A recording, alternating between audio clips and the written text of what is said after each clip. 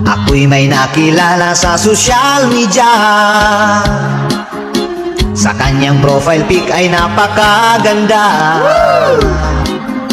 Ako'y napanganga sa sobrang sexy niya. At sa kanyang ganda na maladyosa. Sinubukan ko na i-video call ko siya, pero ang sabi niya ay chat lang daw muna. Hindi pa siya handa na siya'y magpakita. Excited daw ako at yun ang sabi niya. Pero siya ay kinukulit ko talaga.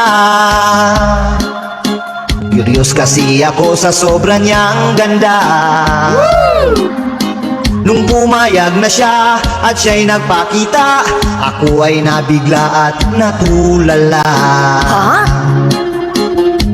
At ang tanong ko ay, ikaw ba to? Ang ganda mo kasi sa profile mo. Wow! Nabudol na naman pala ako.